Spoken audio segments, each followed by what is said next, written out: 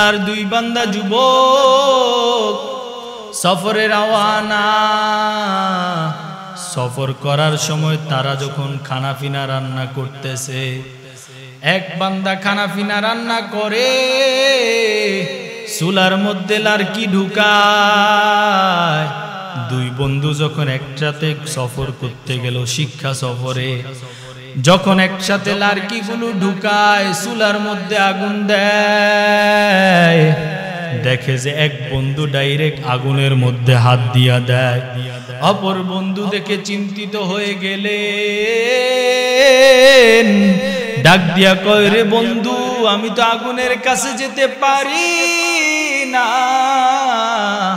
তোর এত বড় সাহস, তুই আগুনের মধ্যে হাত রাখে আবার উঠাই ফেলো।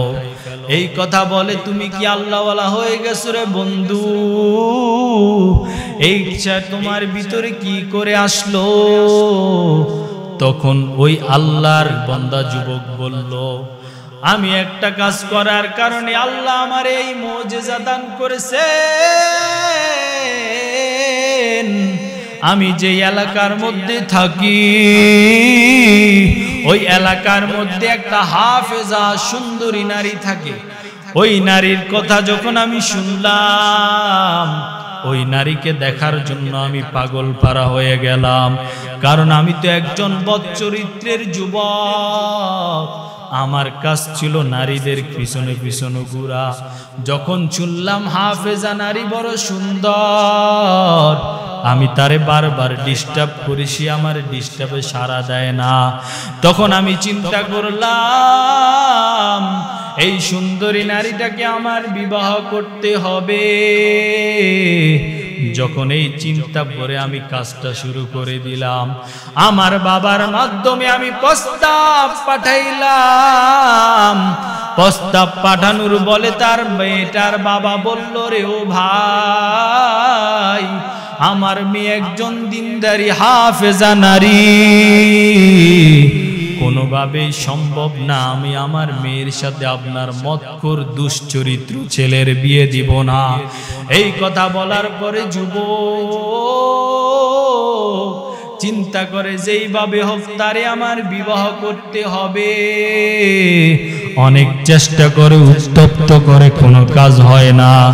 ওই দিকে ওই মহিলাটার বিবাহ হয়ে গেল। বিবাহ হওয়ার পর যখন স্বামীর বাড়িতে সংসার করে, তার 3টা সন্তান হয়ে গেল। ওই দিকে ওই যুবকটা আর কোনোদিন বিবাহ করে নাই। যুবকদের অনেক টাকা ছিল, অনেক টাকা পয়সার মালিক। আল্লাহর বান্দা যুবকের এলাকায় দুর্ভিক্ষ চলে আসলো। এর মধ্যে ওই মেয়েটার জামাতাও মারা গেল। যখন এইভাবে দুর্ভিক্ষ চলে আসলো, যুবকের বাবা যুবককে পাঠায় দিল, যাও আমাদের পক্ষ থেকে সাহায্য করো, মানুষ খানা পায় না, তাদের সাহায্য করো। যখন সাহায্য করতে গেল, ওই যুবতী কোরআনের হাফেজা মুস্তাজাবুদ দাওয়ার মেয়েটার ঘরেও খাবার নাই, সন্তানের মুখে খাবার দিতে পারে না। সন্তানের মুখে খাবার দিতে না পেরে ওই যুবকের কাছে যায়।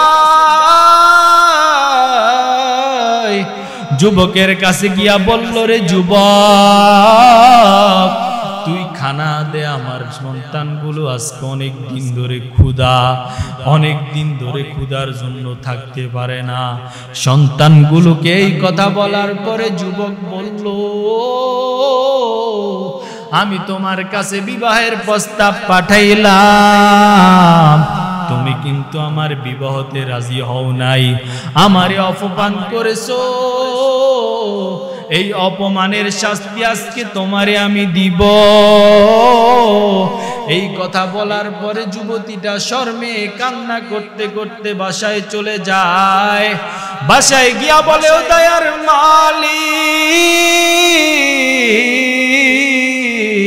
মালিক, তুমি আমার মধ্যে, আমার কাছে এই অভাবের মধ্যে আমারে ফালাইও না, আমি ওই দুশ্চরিত্র যুবকের কাছে যাইতে চাই না। যখন বাসায় সন্তানেরা হাউমাউ করে কান্না করে, কান্না করার কারণে শরম সব কিছু রাখিয়া যুবকের কাছে আবার গেল। ও যুবক, আজকে কতদিন ধরে খানা খাইতে পারি না, যুবকরে আমার সন্তানের দোহাই লাগে একটু খাবার দেও। এই কথা বলার পরে যুবক বলল, তুমি আমারে অপমান করেছো, এই অপমানের শাস্তি আবারও আমি তোমারে দিলাম। এই কথা বলার পরে যুবকের কাছে দুইবার আসার পরে, এই কথা বলার পরে যুবতী যখন কান্না করতে করতে বাচ্চাদেরকে নিয়ে চলে যায়, বাচ্চাদেরকে নিয়ে যাওয়ার পর যুবকের মনটা নরম হয়ে গেল।